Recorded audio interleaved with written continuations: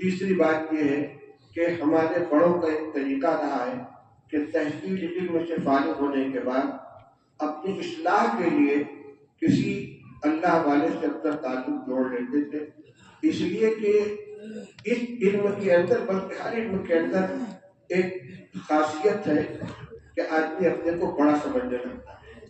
ہمارے استاد حضرت علامہ حضرت مولانا مفتی محمود حسن صاحب رضی اللہ عنہ فرماتے تھے کہ انسان میں تکبر پیدا کرنے کے بہت سے اسباب ہوتے ہیں۔ کوئی مال کی بنا پر اپنے کو بڑا سمجھتا ہے، کوئی جسمانی طاقت کی بنا پر، کوئی حکومت کی بنا پر، کوئی اقتدار کی بنا پر، لیکن سب سے زیادہ خطرناک قسم کا جو تکبر ہے وہ علم کے راستے سے آتا ہے۔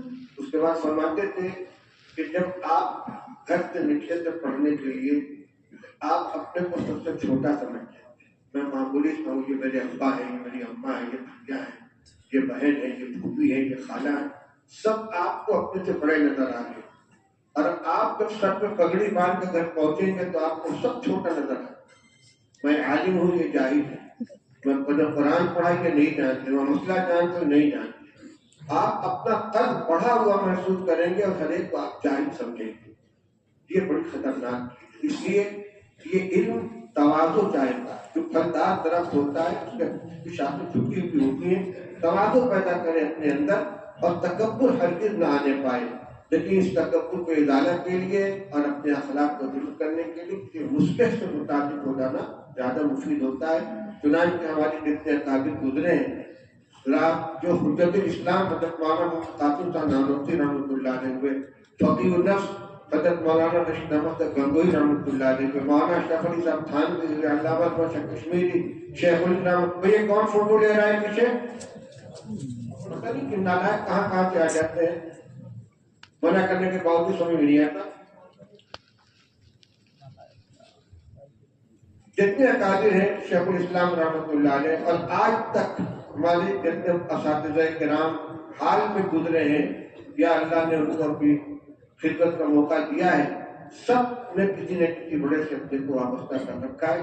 اس لیے آپ اپنے علاقے میں تشریف لے جائیں، لیکن اپنے کو کامل نہ سمجھے کہ فاضل ہو گئے، کامل ہو گئے، ابھی اپنی اصلاح کی ضرورت ہے۔ ہمیشہ اپنے کو کسی بڑے کے تابع رکھیں۔ میں بڑوں کو دیکھا ہے، ہمیشہ ایک بڑے کے سائے سے محروم ہوئے، دوسرے کے ہاتھ تھام لیا، اور جب تک بڑے موجود رہے ان کے مشورے کے بغیر کوئی کام نہیں کرتے تھے۔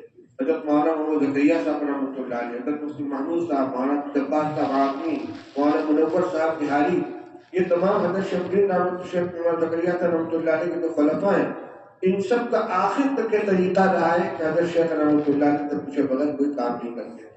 تو ایک تو یہ کہ اپنی اصلاح کے لیے کسی سے تعلق کام کر لیں، دوسرے مشورہ بھی لیتے رہیں، مشورے کے اندر خیر ہے۔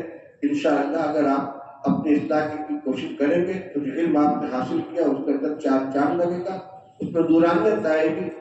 مسلسلات کے اندر ایک روایت ہے کہ غالباً حضرت سفیان کا قول ہے، جس کا سعید بن مسیب کا ہے، کہ علم عمل کے دروازے پر دستک دیتا ہے۔ اگر دروازہ کھل گیا تو اندر داخل ہو جاتا ہے، اور اگر دروازہ نہیں کھلا تو واپس چلا جاتا ہے۔ یہ علم عمل کے دروازے سے اندر داخل ہوتا ہے۔ اگر علم پر عمل کریں گے، علم چندہ کے بہتر خانی، در عمل نیستت تو نادانی، کیا ہے وہ؟ چار پائے برو کتابیں چند، نہ موافق وقت نہ دانشمند۔ اس لیے اس علم کو اپنے لیے نعمت سمجھ کر اس کے تقاضوں کو طور سے عمل کریں۔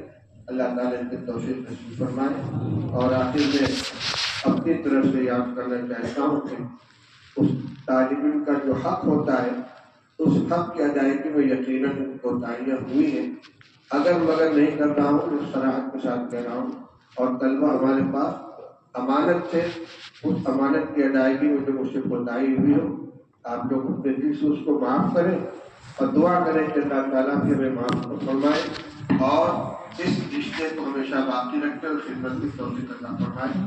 اب دعا فرمائیں۔ ارے بھائی اشعار سر کہاں سناؤ گے؟